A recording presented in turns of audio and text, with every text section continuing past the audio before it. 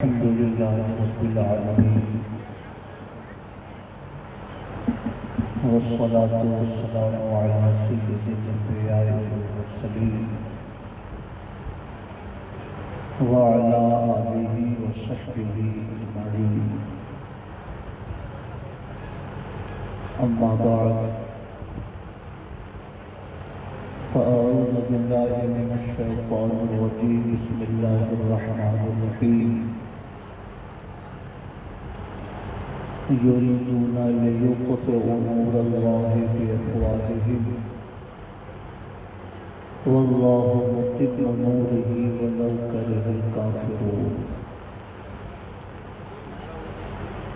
آمنت بالله صدق الله مولانا العظيم وصدق رسوله النبي الأمين الكريم. نظر آتی ہے گلشن میں ہوا سازگار اپنی، گلے باغ خلیلی بھیج دے باد بہار اپنی. اٹھے امت کے والی کفر دھمکاتا ہے مسلم کو، اٹھے امت کے والی کفر دھمکاتا ہے مسلم کو. علی کو بھیج دو آ جائیں لے کر ذوالفقار اپنی. اور ہمیں کرنی ہے شاہنشاہ بطحا کی رضا جوئی، ہمیں کرنی ہے شاہنشاہ بطحا کی رضا جوئی. وہ اپنے ہو گئے تو رحمت پروردگار اپنی. اور وہ بیٹھے ہوں کھلا ہو روضہ انور کا دروازہ، وہ بیٹھے ہوں کھلا ہو روضہ انور کا دروازہ. کہانی کہہ رہا ہو یہ شفیق جانثار اپنی. انتہائی احترام و عقیدت کے ساتھ اپنے آقا کے دربار گوہربار میں درود و سلام کی نظر پیش کیجیے. اللہم صلی علی سیدنا و مولانا محمد معدن الجود والکرم وعلى آلہ وصحبہ وبارک وسلم. صلاۃ و سلام علیک یا رسول اللہ.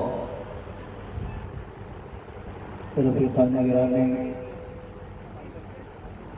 آج کی یہ مجلس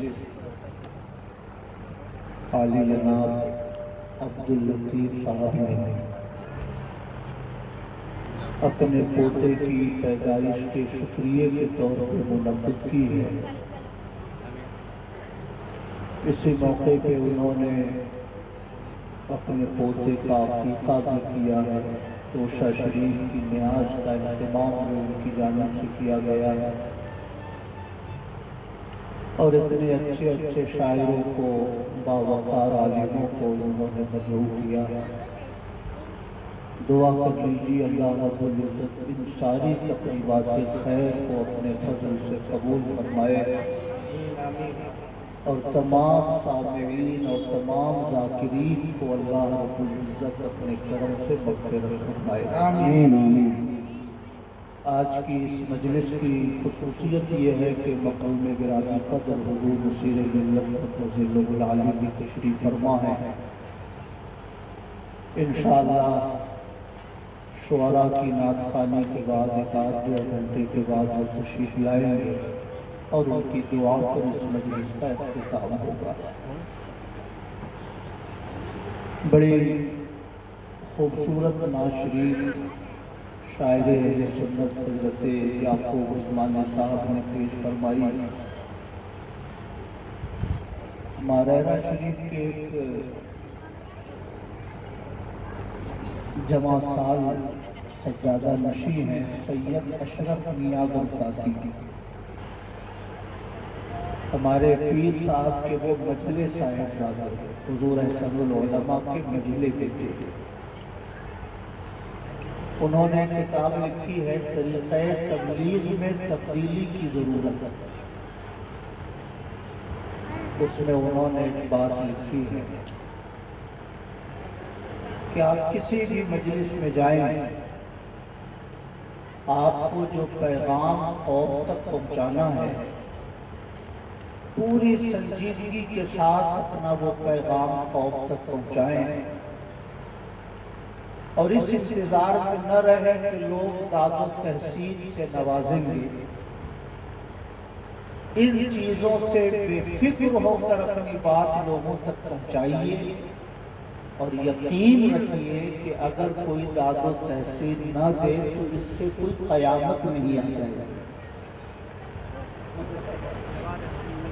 کوئی قیامت نہیں آ جائے گی۔ تو ماشاءاللہ مجمع تھوڑا سا خاموش تھا، اور خاموش مجمع میں شاعروں کے لیے پڑھنا بہت مشکل ہوتا ہے، مگر بڑے حوصلے سے ہمارے یعقوب صاحب نے نعت شریف پیش کی، اور بہت شاندار نعت شریف پیش کی۔ احمد رضا نے نعت کا وہ رنگ جمایا، گھرے رہ گئے دیوان وغیرہ۔ مجھے تو ایسا لگتا ہے کہ اس زمین پر بہت کم شاعری لوگوں نے کی، میں نے تو پہلی بار سنا ہے یہ ردیف اور یہ قافیہ۔ قافیہ تو سنا ہے، ردیف پہلی بار سنا ہے۔ دیوان وغیرہ تو سلطان وغیرہ۔ میرے بھائیوں، مجمع میں کوئی شور بلند نہ ہو، مگر غور سے سننے والے دو چار کس لوگ ضرور رہتے تھے، وہ پرکھ لیتے ہیں کہ بولنے والا بول کیا رہا ہے اور پڑھنے والا پڑھ کیا رہا ہے، سمجھ رہے ہیں؟ اس لیے اس سے پریشان نہیں ہونا چاہیے۔ مجمع تھکا ہے، خاموش ہے، لوگوں نے لا کر بیٹھا دیا ہے، تعزیے کے طور پر کسی نے لا کے رکھ دیا ہے، ان چیزوں کے چکر میں نہیں پڑنا چاہیے۔ بس یہ توقع رکھنی چاہیے کہ جو ہم کہہ رہے ہیں لوگ غور سے سن لیں، بس یہی ہمارے لیے کافی ہے۔ درود شریف پڑھے، اللہم صلی علی سیدنا و مولانا محمد معدن الجود والکرم وعلی آلہ وصحبہ وبارک وسلم، صلاۃ و سلام علیک یا رسول اللہ۔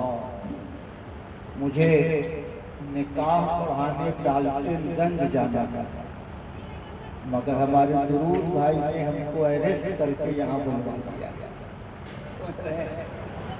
مگر میں نے شاعروں کی کثرت دیکھی تو مجھے ایسا لگا کہ سحری کے ٹائم سے پہلے میرا نمبر نہیں آئے گا، اس لیے میں آرام سے جا کے سونے کی کوشش کر رہا تھا، مگر میں آپ حضرات کا شکر گزار ہوں کہ آپ حضرات نے مجھے اس بیداری کے عالم میں تھوڑی دیر گفتگو کا موقع دیا۔ اسلام اور مسلمانوں پر بہت مشکل حالات گزرے، وہ کوئی کم مشکل وقت نہیں تھا کہ میرے پیغمبر کو کفار مکہ نے شعب ابی طالب میں 2.5 سال تک سوشل بائیکاٹ کر کے رکھا۔ ایک علاقہ تھا مکہ شریف کا محلہ، اس محلے میں 2.5 سال تک میرے پیغمبر کا سوشل بائیکاٹ کیا گیا۔ کوئی بات نہیں کرے گا، کوئی ان سے تجارت نہیں کرے گا، کوئی پیغمبر سے خرید و فروخت نہیں کرے گا۔ پورا مکہ میرے پیغمبر کی مخالفت میں کمر بستہ تھا، مگر میرے پیغمبر نے کبھی ہمت نہیں ہاری۔ ہمت کیسے ہارتے؟ میرے پیغمبر تو ساری کائنات کو ہمت دینے تشریف لائے۔ محبت سے کہیے سبحان اللہ، سبحان اللہ، سبحان اللہ۔ مجھے ایسا لگتا ہے کہ ہمت ہارنے کا شبد بھی پیغمبر کے لیے مناسب نہیں ہے۔ میں یہ عرض کرنا چاہتا ہوں، حالات اتنے مشکل ہو گئے کہ میرے پیغمبر کو مکہ شریف سے مدینہ شریف ہجرت کا حکم آیا، مکہ چھوڑ کر مدینے چلے گئے۔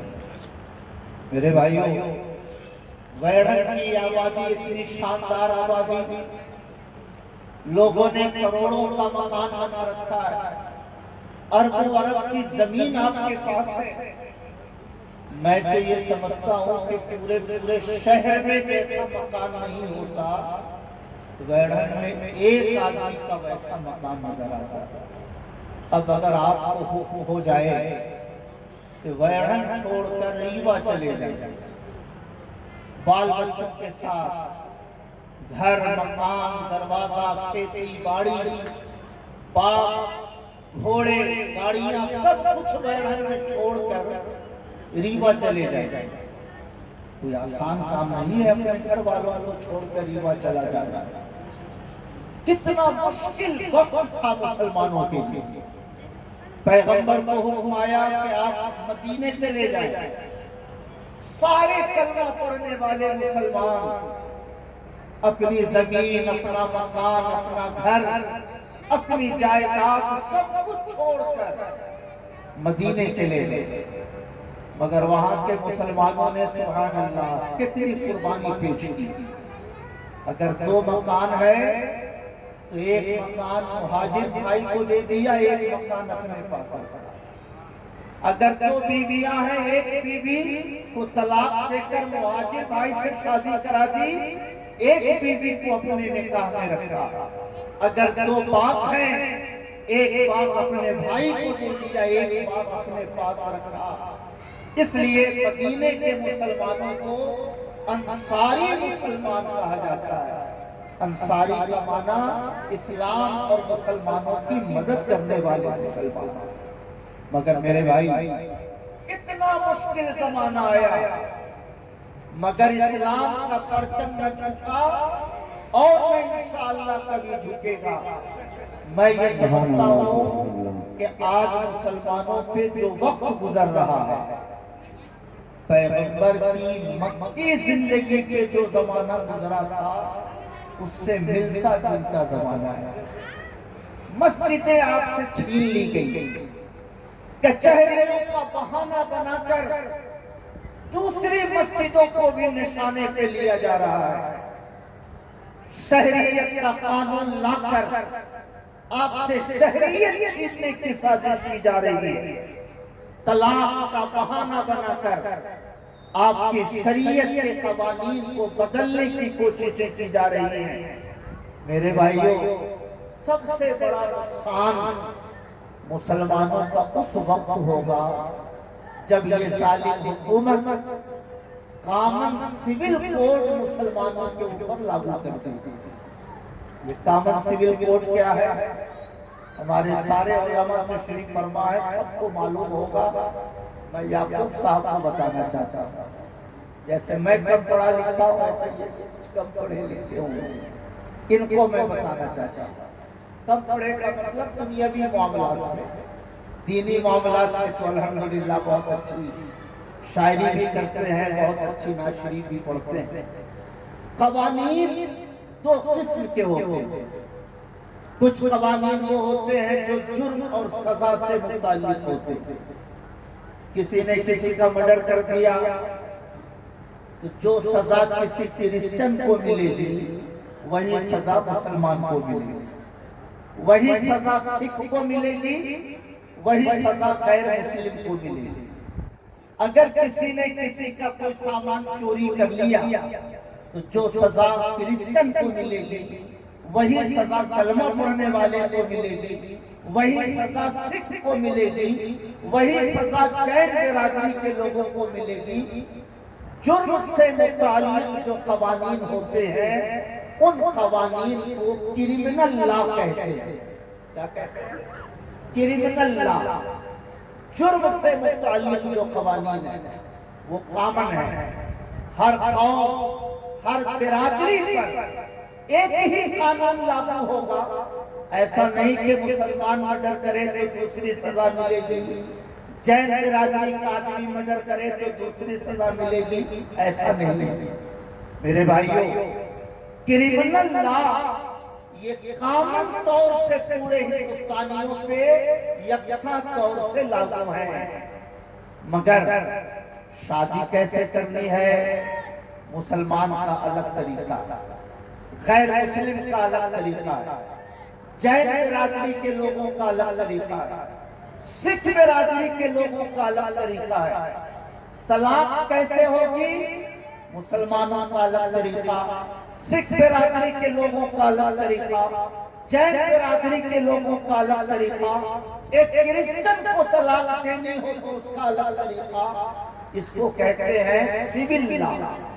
خاندانی قوانین، معاشرتی اور سماجی قوانین، سول لا، یہ ہر قوم کا اپنا الگ الگ ہے. اس میں تمام قوموں پر یکساں طور سے کوئی قانون لاگو نہیں کیا گیا ہے.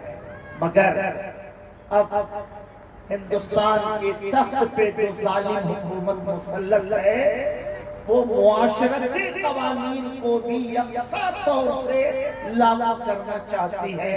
اسی کو کہتے ہیں یکساں سول کوڈ. کیا کہتے ہیں؟ یکساں سول کوڈ. یعنی جیسے ایک غیر مسلم شادی کرتا ہے مسلمانوں کو بھی ویسے ہی شادی کرنی ہوگی. جیسے جین برادری کا آدمی طلاق دیتا ہے مسلمانوں کو بھی ویسے ہی طلاق دینی پڑے گی. وراثت کا جو قانون کرسچن کے یہاں ہے وراثت کا وہی قانون مسلمانوں کو بھی فالو کرنا پڑے گا. میرے بھائیوں، ایک مسجد کو لے لینا یہ جزوی نقصان ہے. کسی خانقاہ کو لے لینا یہ انفرادی نقصان ہے. لیکن اگر تمام معاشرتی قوانین بدل کر ایک قانون پورے ہندوستانیوں پہ لاگو کر دیا جائے تو دوسری قوموں کا نقصان ہو کے نہ ہو مگر مسلمانوں کا بہت بڑا نقصان ہو جائے گا. مسلمانوں کا بہت بڑا نقصان ہو جائے گا. میرے بھائیوں، میں یہ عرض کرنا چاہتا ہوں، مسلمان آج دنیا کی ہر قوم کے نشانے پر ہے. میرے آقا فرماتے ہیں ایک کلمہ پڑھنے والوں، ایک زمانہ تمہارے اوپر آئے گا کہ تمہارے اوپر دنیا کی قومیں ایسے ٹوٹ پڑیں گی جیسے بھوکا آدمی دسترخوان پر ٹوٹ پڑتا. سمجھ رہے ہیں؟ جیسے بھوکے لوگ دسترخوان پہ ٹوٹ پڑتے ہیں ویسے ہی دنیا کے لوگ تمہارے اوپر ٹوٹ پڑیں گے. صحابہ نے عرض کیا یا رسول اللہ ایسا کیوں ہوگا؟ کیا ہماری سنکھیا کم ہوگی؟ کیا ہماری تعداد کم ہوگی جس کی وجہ سے دنیا والے ہم پہ حملہ آور ہوں گے؟ آقا نے فرمایا نہیں، تمہاری تعداد کم نہیں ہوگی بلکہ تمہارے دلوں میں کمزوری پیدا ہو جائے گی. وہن کا لفظ حدیث میں آیا ہے، تمہارے اندر وہن پیدا ہو جائے گا. صحابہ نے عرض کیا حضور یہ کمزوری کیا ہے؟ تو آقا نے فرمایا تمہارے دلوں میں زندگی کی محبت پیدا ہو جائے گی اور موت سے ڈرنے لگو گے. اسی کی وجہ سے دنیا کی تمام قومیں تمہارے اوپر یوں ٹوٹ پڑیں گی جیسے بھوکے لوگ کسی دسترخوان پہ ٹوٹتے ہیں. کہیے سبحان اللہ. سبحان اللہ. میرے بھائیوں، میں آپ سے یہ پوچھنا چاہتا ہوں، آج جین برادری کے لوگ کیا کرتے ہیں؟ کسی کو اس سے کوئی مطلب نہیں. سکھ والوں کے یہاں کون سا قانون لاگو ہے؟ دنیا کی کسی حکومت کو اس سے کوئی مطلب نہیں. کرسچن طلاق کیسے دیتے ہیں اس سے دنیا کی کسی حکومت کو کوئی مطلب نہیں. مطلب ہے میں صرف مسلمان سے یہ شادی کیسے کرتے ہیں، یہ طلاق کیسے دیتے ہیں، ایک طلاق دیتے ہیں یا تینوں طلاق دیتے ہیں، ان کی شریعت کیسی ہے، ان کا قانون زندگی کیسا ہے. میں یہ عرض کرنا چاہتا ہوں کہ آخر دنیا کی تمام قوموں کو مسلمانوں سے کیا چڑ ہے؟ مسلمانوں کی زندگی میں انہیں کیا نقصان نظر آتا ہے کہ ہر قوم مسلمان سے پڑی ہے؟ میرے بھائیوں، یہ نہ سمجھیے گا کہ مسلمانوں کی شریعت میں عیب ہے جس کی وجہ سے دنیا والے اس کے پیچھے پڑے ہیں. تو مسلمانوں کے دین میں قانون اچھے نہیں جس کی وجہ سے دنیا والے اس دھرم کے پیچھے پڑے ہیں. نہیں، دنیا والوں کو ڈر ستا رہا ہے کہ دنیا کا سب سے اچھا مذہب اسلام ہے اور یہ زمانہ سائنس کا ہے، یہ زمانہ ٹیکنالوجی کا ہے۔ اگر دنیا والوں کو اندازہ ہو گیا کہ یہ سب سے اچھا مذہب ہے تو کہیں دنیا والے اسی طرف نہ چلے آئے، اس لیے نفرت کا ماحول پیدا کیا جا رہا ہے، اس لیے لوگوں کے دلوں میں خوف ڈالنے کی کوشش کی جا رہی ہے، ورنہ انہیں اندازہ ہے کہ جتنا اچھا قانون زندگی مسلمانوں کا ہے ویسا اتنا اچھا قانون دنیا کی کسی بھی قوم کے پاس ہے۔ سبحان اللہ سبحان اللہ۔ نعرہ تکبیر، نعرہ اشارت، جشن عید میلاد النبی، مسلک اعلی حضرت، نعرہ تکبیر۔ اب دو چار باتیں میں اس ضمن میں عرض کر کے میں اپنی گفتگو کو واضح کرنا چاہتا ہوں۔ اسلام ایک سچا مذہب ہے، کیسے سمجھ میں آیا؟ سبحان اللہ۔ یہ شفیع نام کے ایک صاحب مبارک پور اعظم گڑھ سے آئے ددھی میں۔ کام کیا تھا ان کا؟ آرو مشین وہ لگاتے تھے۔ ددھی میں پہلی بار آئے، مبارک پور حضور حافظ ملت کی سرزمین، لوگوں کو ایسے ہی اس سرزمین سے لگاؤ ہے۔ حضور نصیر ملت کا نام انہوں نے لیا کہ حضور نصیر ملت سے میرے بہت اچھے روابط ہیں۔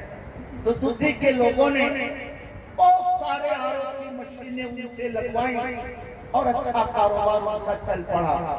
خیر، میں ان کے کاروبار کے بارے میں نہیں کہنا چاہتا، ایک بات جو انہوں نے کہی، عصر کا وقت تھا، ایک گڈو وکیل ہے ددھی میں، گڈو وکیل، ان کے مکان پہ میں بیٹھا ہوا تھا۔ شفیع صاحب بھی کہیں سے ٹہلتے آئے، وہ دونوں آپس میں کچھ بات کرنے لگے۔ تو ٹی ڈی ایس تو آرو یہ ہوگا تو وہ ہوگا تو پانی کا فضا کم ہو جائے گا۔ تو میں نے شفیع صاحب سے کہا کہ یہ آرو مشین لوگ کیوں لگواتے ہیں، کیا فائدہ ہے اس کا؟ تو انہوں نے کہا کہ اصل میں پانی زمین سے نکلتا ہے، جہاں پہ پانی کا بھنڈار ہے اگل بغل میں مٹی ہوتی ہے، وہ مٹی کھل کر پانی میں مل جاتی ہے۔ اب وہی پانی جب آدمی پیتا ہے تو اس سے پتھری ہوتی ہے، کبھی گردے میں تو کبھی فلاں جگہ کبھی فلاں جگہ۔ اس لیے لوگ آرو مشین لگواتے ہیں تاکہ صاف ستھرا پانی ہم پیئیں، ہمارے جسم میں گندا پانی جا کر کوئی بیماری پیدا نہ ہو سکے۔ اب ان کے ذہن میں کیا آیا؟ انہوں نے کہا گڈو وکیل کے بیٹے سے کہ اندر میں زمزم ہے کیا تمہارے گھر میں؟ تو گڈو وکیل کے ایک ساڑو رہتے ہیں جدہ میں، تو گڈو وکیل کے بیٹے نے کہا کہ ہاں خالو زمزم لائے تھے، وہ میرے پاس ہے، کہ ایک گلاس لے کے آؤ۔ ایک گلاس لا کے پانی اس نے دیا، اس کے بعد ہینڈ پمپ سے ایک گلاس پانی منگوایا اور ایک گلاس پانی وہ آرو فلٹر والا منگوایا اور جیب سے تھرمامیٹر کی طرح ایک مشین نکالی۔ کہا حضرت ادھر آئی، تو میں قریب چلا گیا۔ انہوں نے وہ مشین ہینڈ پمپ والے پانی میں ڈالا تو وہ 700 یا 650 کے قریب ٹی ڈی ایس، وہ جو پانی کے اندر جو آلودگی ہوتی ہے، مٹی میل کچیل جو ملی ہوتی ہے، شاید اسی کو ٹی ڈی ایس کہتے ہیں، تو 650 ٹی ڈی ایس اس پانی کے اندر شو ہوا۔ پھر انہوں نے کہا حضرت یہ 650 ٹی ڈی ایس ہے اس کے اندر اور یہ فلٹر کیا ہوا پانی، اس کو دیکھیں۔ پھر انہوں نے وہ پانی وہ مشین ڈالی فلٹر کیے ہوئے پانی میں، تو اس میں 50 یا 60 ٹی ڈی ایس شو ہوا۔ کہا فلٹر کے باوجود اس پانی میں 50 ٹی ڈی ایس ہے، یہ فلٹر نہیں ہوا تو اس میں 650 ٹی ڈی ایس اور یہ فلٹر ہو گیا تو اس میں فلٹر کے باوجود 50 ٹی ڈی ایس اور اس کے بعد انہوں نے کہا وہ زمزم والا پانی لا، زمزم والا پانی لا کے سامنے رکھا، وہ مشین اس میں ڈالی تو ٹی ٹی ایس 0 پوائنٹ اور پی پی ایس 650 پوائنٹ اس کے اندر شو کرنے لگے۔ میں نے کہا کہ یہ کیا ہوا؟ کہا ٹی ٹی ایس 0 اور انسان کے جسم کے لیے جو کارآمد چیزیں ہوتی ہیں وہ اس کے اندر 650 پوائنٹ ہے۔ سبحان اللہ سبحان اللہ، کہیے سبحان اللہ۔ سبحان اللہ، انہوں نے سبحان کہا اللہ۔ حضور یہ فلٹر کیا ہوا پانی ہے، مگر فلٹر کے باوجود اس میں 50 ٹی ٹی ایس ہے۔ زمزم کا پانی کوئی فلٹر نہیں ہوا مگر 0 ٹی ٹی ایس ہے اور اس کے اندر 650 ٹی ٹی ایس ہے۔ یہ ثبوت ہے اس بات کا کہ یہ زمزم ایک پیغمبر کے قدموں سے نکلا ہوا پانی ہے، یہ ان کی برکت ہے۔ میں نے ان سے کہا کہ سبحان اللہ، اسی لیے میرے پیغمبر نے فرمایا ہے ماؤ زمزم لما شرب لہو، زمزم کے پانی کو جس نیت سے پیو گے اللہ تعالیٰ تمہاری وہ نیت پوری فرمائے گا۔ سبحان اللہ سبحان اللہ، سبحان اللہ پیو گے شفا ملے گی، تندرستی کے لیے پیو گے تندرستی ملے گی، غذا کے بدلے میں پیو گے غذا کا کام کرے گا، پیاس بجھانے کے لیے پیو گے پیاس بجھانے کا کام کرے گا، کیونکہ ٹی ٹی ایس 0 ہے اور پی پی ایس کے اندر 650 پوائنٹ۔ سبحان اللہ کہیے سبحان سبحان اللہ، اور محبت سے کہیے سبحان اللہ۔ اس لیے میرے بھائیوں حج کر کے لوگ آتے ہیں، تسبیح کوئی نہیں مانگتا، ٹوپی کوئی تلاش نہیں کرتا، ہمارے یعقوب بھائی جانماز نہیں مانگتے، مگر کلمہ پڑھنے والا مسلمان ضرور کہتا ہے کہ زمزم ہو تو تھوڑا سا دے دیجئے، کیونکہ وہ ایک پیغمبر کے قدموں کی برکت سے نکلا ہوا پانی۔ سبحان اللہ سبحان اللہ، محبت سے کہیے سبحان اللہ۔ میں عرض کرنا چاہتا ہوں مسلمانوں، یہ اسلام کی حقانیت کی کتنی روشن دلیل ہے کہ کوئی فلٹر نہیں مگر اللہ نے اس پانی کو آلودگی سے محفوظ رکھا ہے، اور انسانی جسم کے لیے جو کارآمد چیزیں ہیں اللہ تعالیٰ نے اس میں 650 گنا پیدا فرما دیا ہے۔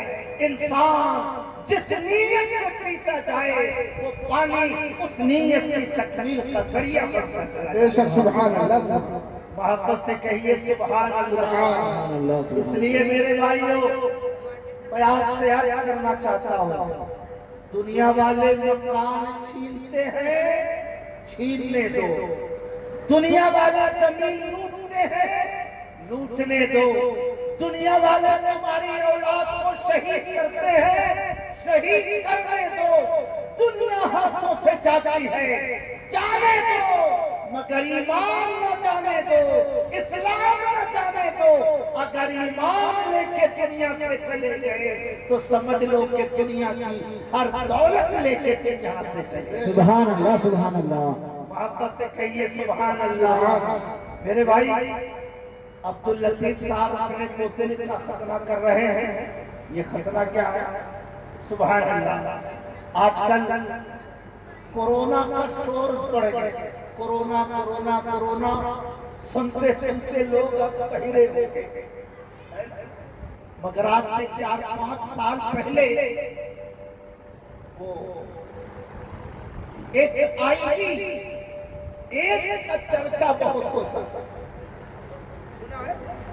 HIV ایڈز لاعلاج بیماری، کسی کو ایڈز ہو گیا اللہ نہ کرے تو نہ اس پر کوئی اینٹی بائیوٹک کام کرے گا، نہ کوئی دوا کام کرے گی۔ بخار ہو گیا تو 6 مہینہ، کہیں ہاتھ کٹ گیا تو اس کا کوئی علاج ہی نہیں، آدمی 2-4 سال ہوتے ہوتے دنیا سے چلا جاتا۔ میرے بھائیوں جس زمانے میں HIV کا بڑا شور تھا، یہ ہندوستانیوں کی بیماری نہیں ہے، یہ یورپ والوں کی بیماری ہے۔ اور الحمدللہ دنیا کی ہر قوم میں یہ بیماری تیزی سے پھیلی، مگر مسلمانوں میں یہ بیماری نہیں پھیلی۔ الحمدللہ ایک سے مرنے والے اتنا طبقہ کوئی ہو تو ہو، مگر الحمدللہ مسلمانوں کی تعداد دیگر قوموں کے مقابلے میں بہت معمولی ہے۔ ایسا کیسے ہوا؟ افریقی ممالک میں جب یہ بیماری بہت تیزی سے پھیل رہی تھی تو WHO نے ڈاکٹروں کی ایک ٹیم بھیجی، جا کے سروے کیجئے آخر یہ بیماری افریقہ میں کیوں پھیل رہی ہے، افریقہ میں اس بیماری کے پھیلنے کی وجہ کیا ہے۔ سبحان اللہ، میرے بھائی بہت غور سے سنیے، ڈاکٹروں کی ٹیم نے لگ بھگ 10,000 لوگوں پر سروے کیا، اور سروے کرنے کے بعد جو رپورٹ دی ہے وہ دینک جاگرن میں وہ رپورٹ چھپی تھی۔ WHO کے ڈاکٹروں نے اپنی رپورٹ میں کہا کہ اس بیماری کے پھیلنے کی شرح، نعرہ تکبیر، نعرہ تکبیر، نعرہ رسالت یا رسول اللہ، حضور نصیر ملت زندہ باد، حضور نصیر ملت زندہ باد، حضور نصیر ملت زندہ باد، نعرہ تکبیر، اللہ اکبر، نعرہ رسالت یا رسول اللہ۔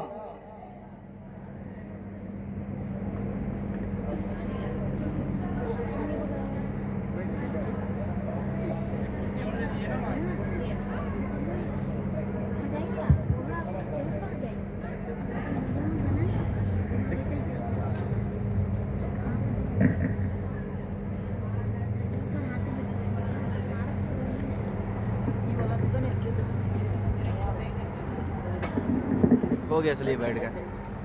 تشریف رکھیں۔ فیضان حضور حافظ ملت حضور نصیر ملت مقتدی اللہ العالی ہمارے درمیان تشریف فرما ہے، ان کے چہرے کی زیارت کیجئے اور بہت جلد ان کی دعاؤں سے ہم اور آپ انشاءاللہ محظوظ ہوں گے۔ درود شریف پڑھیں۔ اللہم صلی علی سیدنا و مولانا محمد معدن الجود والکرم وعلی آلہ وصحبہ وبارک وسلم، صلاۃ و سلام علیک یا رسول اللہ۔ WHO کے ڈاکٹروں نے یہ رپورٹ دی 10,000 لوگوں پہ سروے کرنے کے بعد کہ اس بیماری کے پھیلنے کی شرح کرسچنوں میں بہت ہے، یہودیوں میں بہت ہے، فلاں میں بہت ہے، فلاں میں بہت ہے، مگر حیرت کی بات ہے کہ مسلمانوں میں اس بیماری کے پھیلنے کی شرح بہت کم ہے، اور اس سے بھی زیادہ حیرت کی بات یہ ہے کہ جن لوگوں نے ختنے کرا رکھے ہیں ان کے اندر یہ بیماری ہم لوگوں نے 0 پوائنٹ دیکھا ہے۔ یہ عجیب سی بات ہے۔ میں عرض کرنا چاہتا ہوں مسلمانوں، آج ہم اور آپ اپنے بچوں کا ختنہ ایک رسم سمجھ کے کرتے ہیں، یہ سمجھتے ہیں کہ ایک طریقہ ہے اسلام کا، اس لیے ہم کو ختنہ کرانا چاہیے، مگر WHO کے ڈاکٹروں نے یہ ثابت کر دیا کہ جو بچہ ختنہ کیا ہوا ہوتا ہے اس کے اوپر بیماریوں کا اثر کم ہوتا ہے، اور موذی بیماریوں سے اللہ تعالیٰ اس بچے کی حفاظت کیا ہے۔ سبحان اللہ، سبحان اللہ، سبحان اللہ۔ ایک بڑے جلیل القدر عالم تشریف لے گئے ہاوڑہ، الجامعۃ الاشرفیہ کے استاد اور ہم لوگوں کے استاد۔ طبیعت خراب ہوئی رمضان شریف میں، ہاسپیٹل میں گئے، جب اندر داخل ہونے لگے تو یہ ایمرجنسی وارڈ، تو یہ ڈیلیوری وارڈ، تو یہ فلاں وارڈ، یہ فلاں وارڈ، ایک کمرے پہ لکھا تھا ختنہ وارڈ، سمجھ رہے ہیں، سنت وارڈ۔ ڈاکٹر بنگالی، تو اس سے انہوں نے دوا لیا، جب چلنے لگے تو ڈاکٹر بنگالی سے پوچھا ہمارے استاد نے کہ سر یہ ایمرجنسی وارڈ، ڈیلیوری وارڈ، فلا وارڈ یہ تو سمجھ میں آیا، مگر یہ سنت وارڈ کیا ہے؟ سنت تو ہم لوگوں کا شبد ہے۔ تو اس ڈاکٹر نے ہنستے ہوئے کہا کہ وہ زمانہ گزر گیا کہ جب ختنہ صرف مسلمان کراتے تھے، اب تو ہر قوم میں یہ ختنہ بڑھ رہا ہے۔ جب سوزاک کی بیماری ہوتی ہے، آتشک کی بیماری ہوتی ہے، پیشاب کے راستے میں پیشاب کے رکنے کی وجہ سے جب انفیکشن ہوتا ہے تو ہم لوگ اس کو صلاح دیتے ہیں کہ اس بیماری سے بچنا ہے تو ختنہ کراؤ، اس کے بغیر تم اس بیماری سے نہیں بچ سکتے۔ تو ایسے مریض جنہیں سوزاک ہو جاتا ہے، آتشک کی بیماری ہو جاتی ہے، پیشاب کی وجہ سے انفیکشن ہو جاتا ہے، ان لوگوں کا ہم لوگ ختنہ اسی کمرے میں کرتے ہیں۔ اس لیے اس روز کو ہم لوگوں نے سنت وارڈ لکھ رکھا ہے۔ کہیے سبحان اللہ، سبحان اللہ، اور محبت سے کہیے سبحان اللہ۔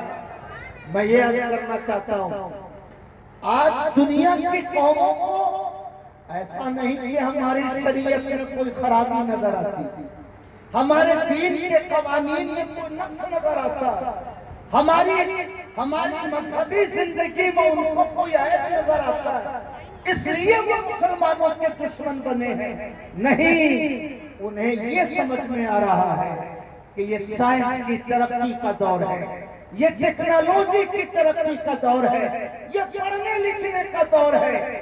اگر دنیا کی قوموں کو پتہ چل گیا کہ دنیا کا سب سے سچا مذہب یہی ہے تو کہیں ایسا نہ ہو کہ میرے گھر کے لوگ بھی کہیں ادھر نہ چلے جائیں، اس لیے وہ نفرت کی فضا پیدا کر رہے ہیں۔ آپ دوسرے شبدوں میں کہہ سکتے ہیں کہ وہ اسلام پر اٹیک نہیں کرتے بلکہ وہ اپنا ڈیفینس کر رہے ہیں۔ سبحان اللہ۔ آخری بات، مجھے ایسا لگتا ہے کہ آپ لوگوں کو شعراء کی نعتوں کا انتظار ہے، مگر آخری بات میری سن لیجیے۔ نعت شریف سننے سے ایمان تازہ ہوتا ہے، روح کو بالیدگی ملتی ہے۔ ابھی شاعر اہل سنت قطب الدین صاحب تشریف فرما ہیں، ان کی نعت شریف ہم لوگ بھی بہت محبت سے سنتے ہیں۔ ایک عالم ٹرین سے سفر کر رہے ہیں، سمجھ رہے ہیں؟ ایک مولانا صاحب ٹرین سے سفر کر رہے ہیں، نماز کا وقت آیا، جلدی جلدی ٹرین سے نیچے اترے، پلیٹ فارم پہ جا کر وضو کرنے لگے۔ وہ جو بنا ہوا ہوتا ہے ہاتھ دھونے والا، اچانک ٹرین نے سیٹی دے دی، وہ جلدی جلدی ٹرین میں واپس آ گئے، آدھا وضو کر کے مسا کر کے چلے گئے۔ تو ان کی سیٹ کے سامنے ایک ڈاکٹر بیٹھا تھا، اس نے کہا مولانا صاحب یہ کیا کر رہے تھے آپ باہر جا کر؟ تو مولانا صاحب نے کہا کہ ہم لوگوں کو جب پرارتھنا کرنی ہوتی ہے تو بدن ہاتھ کو ہم لوگ صاف کرتے ہیں، اس کو ہم لوگ وضو کرنا کہتے ہیں۔ چونکہ خدا کے سامنے ہم لوگوں کو جھکنا ہے، اس لیے جو ہمارے جسم کے کھلے ہوئے اعضاء ہیں ان کو دھو کر ہم لوگ صاف کر لیتے ہیں تاکہ ہم نماز پڑھ سکیں۔ تو اس ڈاکٹر نے کہا، غور سے سنیے، کہ آپ نے ہاتھ دھویا، یہ تو سمجھ میں آیا کہ ہاتھ میں گرد وغیرہ رہتی ہے اس لیے آپ نے دھو لیا۔ آپ نے کلی کیا، یہ بھی سمجھ میں آتا ہے کہ آدمی گٹکا کھاتا ہے، کھیلی کھاتا ہے تو کلی کر لیتا کہ منہ اس کا صاف ہو جائے۔ آپ نے چہرے پر پانی ڈالا، یہ بھی سمجھ میں آتا ہے کہ چہرے کے اوپر گرد و غبار ہوگی، مگر یہ سر پر آپ نے یہ کیا کیا، اس کو کیا؟ تو مولانا صاحب نے کہا کہ اس کو مسح کرنا کہتے ہیں، چونکہ وضو مرد عورت دونوں کو کرنا ہے۔ اب مرد تو آرام سے دھو لے گا سر، لیکن عورت کو اگر بار بار سر دھونا پڑے تو اس کے لیے پریشانی کی بات ہے۔ اس لیے ہماری شریعت نے عورتوں کو رخصت دی ہے، مرد و عورت کو، کہ سر نہ دھو کر سر پہ بھیگا ہوا ہاتھ پھیر لیں تو بھی کام آپ کا ہو جائے گا۔ اس ڈاکٹر نے کہا کہ ٹھیک، مگر یہ گردن پر آپ نے یہ ایسے ایسے کیا کیا؟ مولانا صاحب نے کہا کہ سر کے مسح کا وہ پارٹ ہے کہ جب ہم ہاتھ بھگوتے ہیں تو 3 انگلیوں سے ایسے سر کا مسح کرتے ہیں اور ہاتھ کی پشت سے ایسے گردن کا مسا کرتے تھے۔ اس نے کہا کہ یہ وضو کا حصہ ہے، کہاں بالکل حصہ ہے۔ وضو کرنے والے کو ایسا کرنا ہو، گردن کے اوپر ہاتھ پھیرنا ہو۔ اس ڈاکٹر نے کہا کہ اگر آپ کے وضو میں یہ بات شامل ہے تو مجھے بہت حیرت ہے۔ میں ڈاکٹر ہوں، پاگلوں کا ڈاکٹر ہوں۔ جب ہمارے